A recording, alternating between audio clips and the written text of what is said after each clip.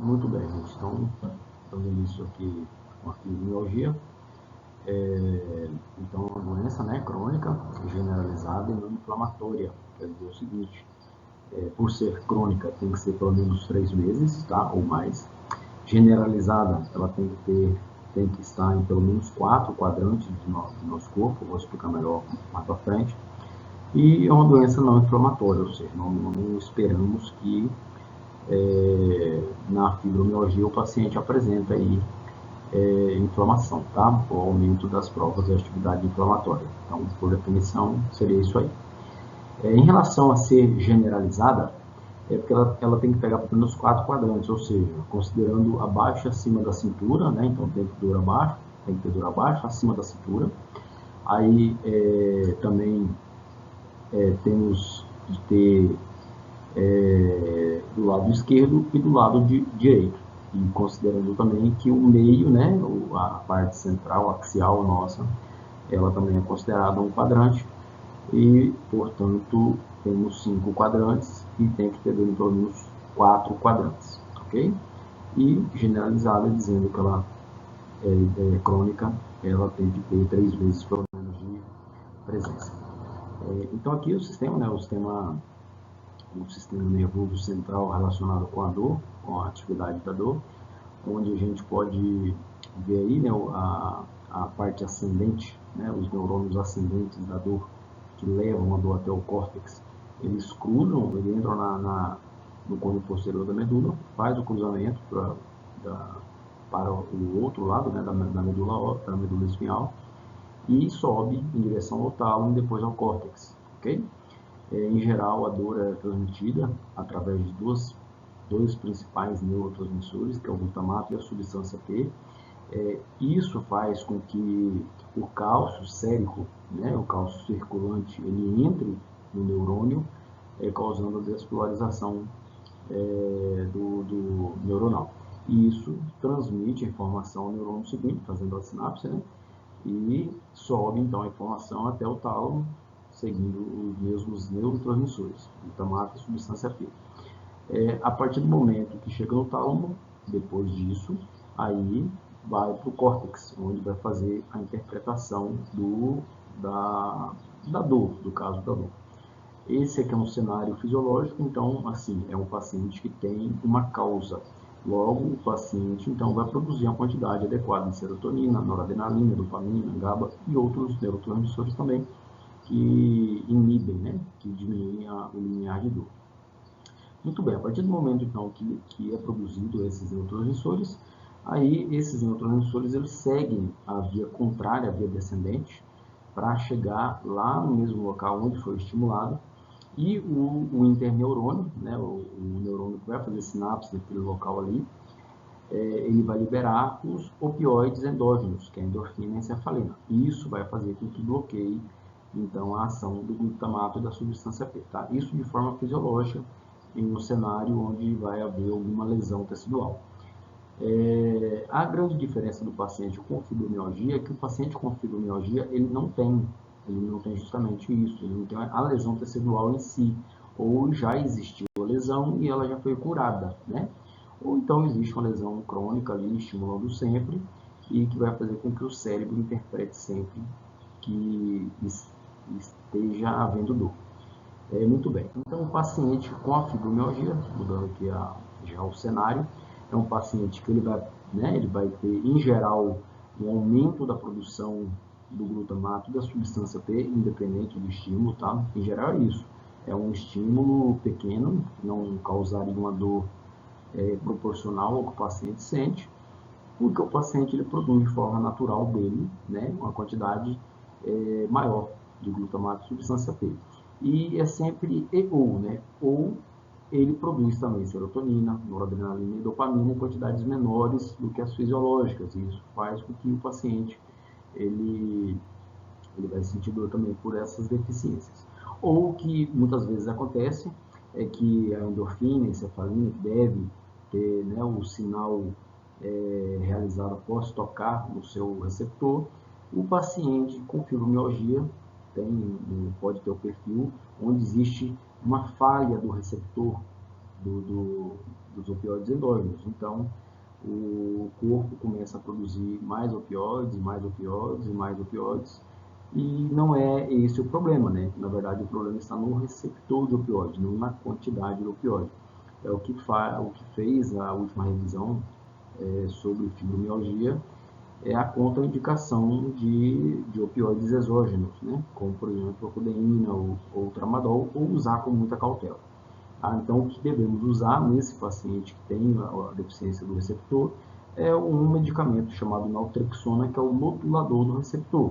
Aí, a partir desse momento, alguns estudos indicam que a naltrexona em dose baixa ela consegue modular o receptor, tá? Então, já entrando nessa parte aí desse tratamento baseado nessa fisiopatologia, a gente já consegue imaginar como seria o tratamento adequado para esse paciente, beleza?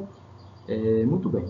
Partindo de agora para o tratamento, né, a gente vai pular alguns slides justamente por isso, porque aproveitando esse slide da fisiopatologia, a gente já pode ir matando o tratamento aí. Então, vamos lá. Se a gente quer um tratamento baseado na serotonina, por exemplo, eu quero melhorar a serotonina do paciente, então. Aí a gente pode usar diversos antidepressivos, né? Os inibidores da recaptação de serotonina, como fluoxetina, o triciclo, que é a amitriptilina. Se a gente quiser usar ambos, né? Um dual, por exemplo, que pega serotonina e noradrenalina, a gente pode usar a duloxetina, a venlafaxina, a desvenlafaxina, que são medicamentos duais. Aí, se quisermos agir na dopamina, a gente pode usar a bupropiona, né? Que é um medicamento que vai inibir a recaptação da bupropiona, ou da dopamina, aumentando a dopamina, então, na placa ali neural, certo? Na placa de sinapse, né? Na fenda sináptica. Muito bem, se o meu tratamento for baseado na endorfina, na encefalina, a gente pode usar a naltrexona como modulador do receptor. Se eu quero tratar aí, nesse caso, tratar o glutamato, a substância P, na verdade o glutamato, né, a substância P, ainda não tem um medicamento que entra lá em relação à via oral. Então a gente pode usar, nesse caso aí, usar os gabapentinóides, né, que aí a gabapentina, a pregabalina, enfim, aí são os medicamentos que vão agir nessa área. Em relação à epidemiologia, são em torno de 7 mulheres para cada homem, tá? Isso no ambulatório de clínica geral. No ambulatório de reumatologia é maior, tá? Então a gente espera aí mais ou menos 20 mulheres para cada homem, isso no ambulatório de reumatologia. Em relação aos sintomas, são diversos os sintomas, tá? Então a sintomatologia é muito abrangente, inclusive são sintomas que muitas vezes são até assim, tanto inespecíficos quanto eles não têm associação. Por exemplo, o paciente que tem enxaqueca e tem uma dor crônica na panturrilha, então, assim, não tem associação os sintomas, mas é o paciente que apresenta diversos sintomas e aí tem a infinidade de sintomas que pode apresentar, tá? Vamos colocar aqui os sintomas, né, baseado já na reumatologia fácil. Então, vamos colocar já os sintomas que vão entrar nos critérios de classificação. Então, nós temos aí a insônia, né, ou sono não reparador, o paciente com fadiga, o paciente cansado, o paciente com problemas de cognição. Então, esse vai ser, em geral, o paciente que vai apresentar esses sintomas. E eu coloquei já os 7 dias aí, justamente para a gente já memorizando que esses são os sintomas que encabeçam aí os critérios de classificação e a gente conta nos últimos 7 dias a pontuação, tá? Nos últimos 6 meses, o paciente tem algum transtorno de humor, seja ele depressão, transtorno de ansiedade, bipolaridade, dor em baixo ventre, ou dispareunia, ou cãibra, tá? No abdômen, e cefaleia, viu? Aí, quando a gente entrar nos critérios, a gente volta a falar desses sintomas aí. O diagnóstico ele é absolutamente clínico, tá certo? E, inclusive, tudo bem documentado no prontuário, justamente para não ter problema de litígio, né? Algum problema relacionado a isso. O laboratório nos auxiliam, mas não para afastar não, tipo, buscar algum exame que confirme o diagnóstico de fibromialgia. Não, o diagnóstico é puramente clínico mesmo.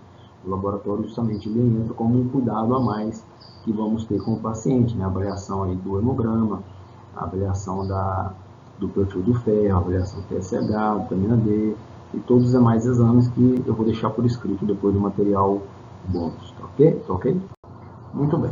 Em relação aos critérios de classificação, revisado em 2013, 2010, mas foi revisado em 2013 e novamente revisado em 2016, o que é utilizado atualmente. A gente considera então ali, né, os critérios de gravidade da doença, certo? Onde a gente vai ter em cada ponto desse sinalizado, tanto na figura abaixo, esses desenhos, essas pinturas aqui, quanto em cada pontinho desse, né, a gente vai dando um ponto, né? Um cenário onde o paciente vai apresentar, por exemplo, aí, dor na mandíbula esquerda, dor aí no braço esquerdo, a dor no braço direito também, antebraço e tal. Nesse cenário onde ele tem 8 locais de dor, a gente guarda esse número e vamos partir para para as próximas perguntas, certo? As próximas perguntas é justamente onde vai entrar aquela ideia lá dos últimos 7 dias e dos últimos 6 meses. Esses daqui, esse quadro 2 e o quadro 3, é o que a gente chama de os critérios de severidade da doença, ok? Lá é de critérios de dor generalizada aqui, critérios ou os sinais de gravidade da doença, tá? Então, nos últimos 7 dias, a gente vai considerar ali o sono não reparador, fadiga, algum problema relacionado à cognição, e nos últimos 6 meses, a gente vai considerar dor ou câimbra na região do hipogástrio, depressão ou cefaleia, ok? Aí, em um cenário onde a gente apresenta o paciente com insônia severa, o paciente vai apresentar ali uma fadiga importante, um certo problema, né? Isso aí, claro, estamos aqui fazendo uma suposição, né? Nesse cenário aqui. Aí o paciente também pode apresentar depressão ou transtorno de ansiedade e tal, enfim, qualquer transtorno de humor, né? E cefaleia. Então, nesse cenário também, que o paciente somando todos os pontos, como 2 mais 1, mais 3 e mais 2 de baixo, aí a gente vai ter novamente o paciente com os 8 pontos.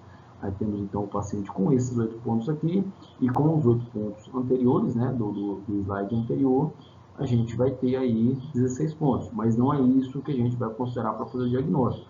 A gente vai considerar isso aqui que eu sinalizei, que é onde o paciente deve ter um índice de dor generalizada maior ou igual a 7, tá? Isso que eu deixo ampliar um pouquinho para ficar melhor para a gente ver. Aqui, ó. O diagnóstico, então, quando o paciente tem um índice de dor generalizada, se for maior ou igual a 7, tá? Esse é uma das possibilidades. Junto a isso, o índice de gravidade da doença maior ou igual a 5, ok? Então, se ele enquadrar dentro desses critérios, ele fecha o diagnóstico. Inclusive, o nosso caso aqui, esse caso nosso de suposição, ele está fechando justamente aqui dentro, né? Ele tem 8 aqui e aqui maior que 5, ok? Então, ele fecha aqui. Mas a outra possibilidade seria se ele tivesse, por exemplo, de 3 a 6 pontos de dor, tá? Considerando que 3 pontos não vai aparecer, né? Já que o paciente precisa de pelo menos 4 pontos dolorosos, então 3 vai ser praticamente impossível o paciente chegar com 3 pontos de dor.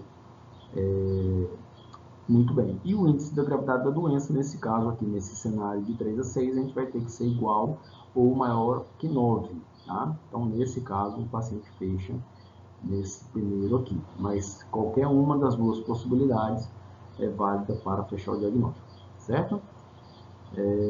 Muito bem. Aí, seguindo aqui, né, os slides, a gente parte aí para o tratamento, onde o tratamento não farmacológico ele é muito mais importante do que o tratamento farmacológico, tá? Então, a gente tem que considerar muito isso. Como bônus também, eu vou deixar para vocês aí uns 12 maneiras, né, do paciente diminuir a dor de forma natural, de forma não farmacológica, não medicamentosa, né? Então, exercício físico, qualquer que seja o exercício, viu? Qualquer exercício que o paciente tem adesão está valendo, então, independente de qual seja o exercício, desde que o paciente tenha adesão. Alimentação saudável, o paciente também ter uma boa espiritualidade, um bom desenvolvimento espiritual.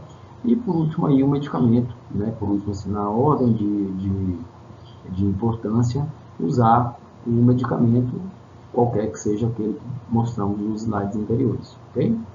Muito bem. Então, a orientação aí para fechar, o mais importante é o tratamento não farmacológico, certo? Então, considerando esses 12 passos que vou deixar para vocês no material impresso, no material digital, a gente vai tratar os medicamentos sempre começando com doses menores, né? Já que o paciente ele é mais sensível ele tem um sistema nervoso central mais sensível, então ele pode ser mais sensível também à dose das medicações. Então, nesse sentido, o paciente ele pode ter aí uma hipersensibilidade ao medicamento, ok?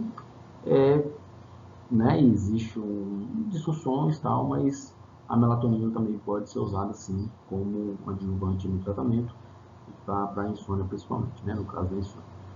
No material bônus, então, tem os medicamentos, também tem esses 12 passos que devemos seguir para melhorar a dor. Então, eu entrei como um presentinho para vocês. Okay? Então, o tratamento não farmacológico vai ser baseado na pessoa evitar estresse, né? Então, está sempre tentando resolver o mais rápido possível as situações de estresse para justamente não ter aquele gatilho permanente do estresse emocional, né? Sempre liberando aí a dor. O paciente que ele está mais estressado, ele sente mais dor, isso é fato. O paciente, então, ele ter uma quantidade de sono adequada, né? Então, vai dormir cedo, acordar, ter 7, 8 horas de sono e se desligar quando for fazer a higiene do sono, vai para a cama, para o quarto, né? Então já desliga a televisão, desliga a lâmpada, fica aí já preparado para dormir mesmo. Ter um bom relacionamento interpessoal, tá? Então, assim, tentar resolver o máximo possível de todos os conflitos que tem, isso também é importante, tá? Massagens e tudo mais, igreja, né? Uma espiritualidade é importante, como já foi relatado, certo?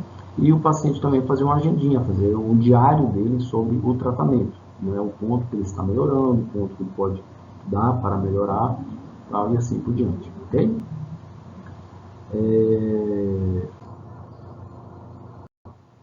Então, seguindo aí